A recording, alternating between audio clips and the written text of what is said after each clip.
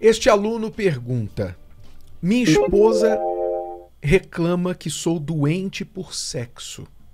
Não me satisfaço com uma só vez.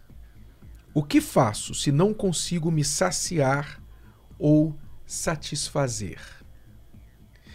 Se você não consegue se saciar ou se satisfazer, eu não sei qual a frequência, né, que vocês têm o ato conjugal. Mas, primeiro, deixa eu falar que é natural que, na maioria dos casais, um queira mais que o outro.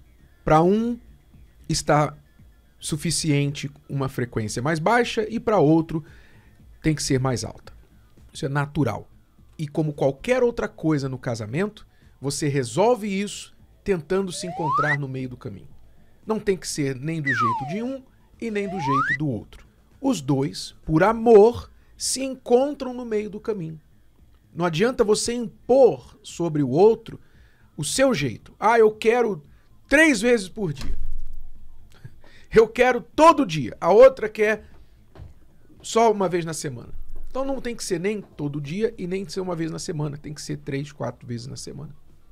Para satisfazer, para encontrar no meio do caminho, para trazer o equilíbrio. É o que normalmente deve ser feito para resolver essa situação.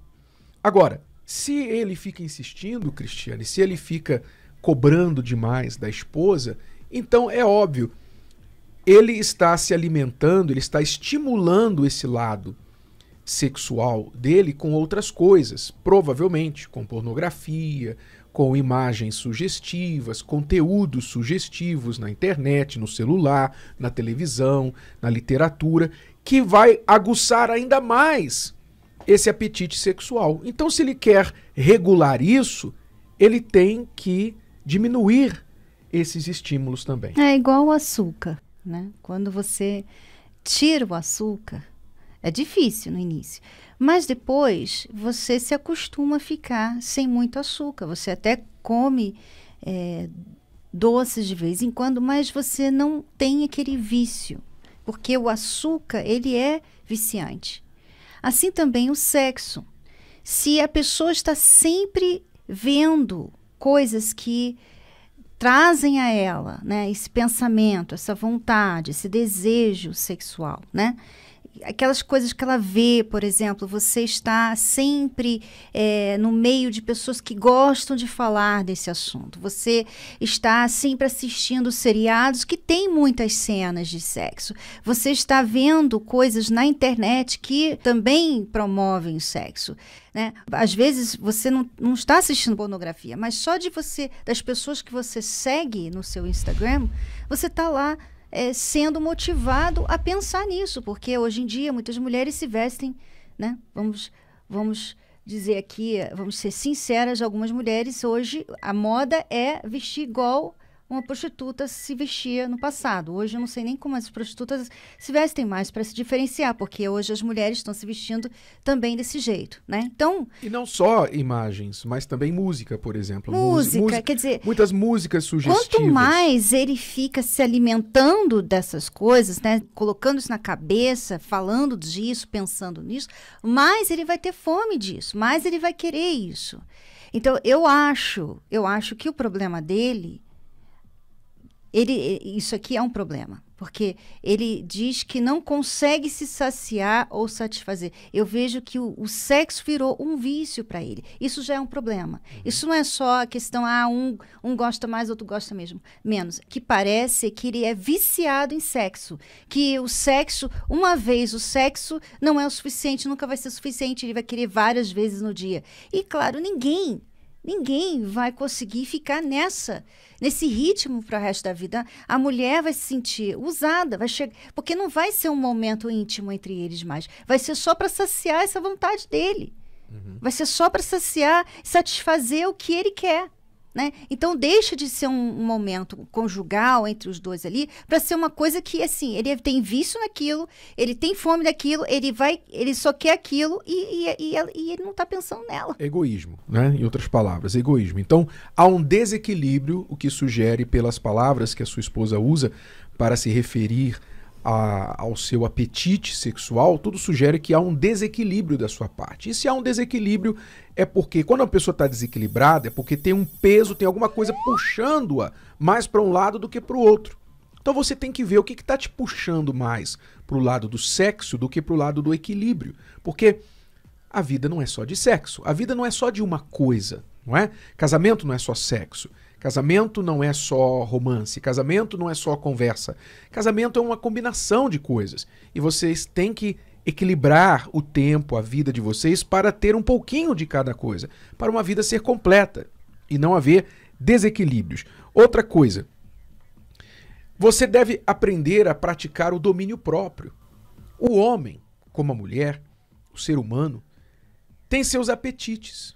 Por exemplo, quantas vezes você comeu demais? Você sentou à mesa e aí tinha lá uma comida que você gostava, você comeu demais, não controlou o seu apetite, depois você se arrependeu, engordou, foi colocar roupa e não servia mais, etc. Começou a ter problemas de saúde, no hospital o médico falou para você, você tem que diminuir a gordura, tem que diminuir o açúcar, etc, etc. Quer dizer, tudo por quê? Desequilíbrio. Desequilíbrio no apetite. Por isso, nós somos aconselhados, a sabedoria divina nos aconselha a praticar o domínio próprio. Lá em Provérbios 16:32, o rei Salomão disse assim: mais forte, mais valente do que um homem que controla uma cidade, conquista uma cidade, é o homem que controla a si mesmo, controla o seu espírito. Então, para você ser forte, você tem que se controlar, você tem que se dominar, saber dizer não. Então, há um momento que você tem que fechar a boca. Acabou, não vou comer mais, isso aqui já tá... Eu quero comer, tenho apetite para comer mais, tenho vontade de comer mais, os meus olhos pedem mais. Mas eu não devo comer mais. Então, você para. E é assim também com a questão sexual. Então, acrescente outras coisas na sua vida, acrescente outras coisas no seu casamento, acrescente atividades físicas à sua vida. Você vai ver que vai ser mais fácil você equilibrar essa questão do apetite sexual. Então eu suspeito que a sua esposa está certa. Você está um pouco desequilibrado. Agora, para equilibrar a questão, nós temos que falar também que há muitas mulheres que têm um desequilíbrio para o outro lado. Né? Uhum. Mulheres como homens têm um desequilíbrio para o outro lado. Nunca quer ter sexo. Nunca está disponível. Nunca quer ter nada. Porque então, hoje em dia, né, você vê que a nossa sociedade está fazendo tudo ao mesmo tempo. Né? No passado, não era assim. Então, as pessoas planejavam mais. Eu vou estudar, depois eu vou formar uma família. Não, hoje em dia, assim, teve o filho, vai casar depois, né? Aí, depois que o neném nasce, vai para a faculdade, aí o neném fica na creche, aí tem o marido também, que tem que trabalhar, enfim. Tá todo mundo, assim, ausente de casa, ausente da família. Chega em casa à noite, tá todo mundo cansado, né? E a mulher, normalmente, ela se deixa levar pelo cansaço dela. Ela é mais emotiva, ela se deixa levar mais pelas circunstâncias. E aí, por isso, muitas mulheres hoje deixam o sexo para o dia de folga, né?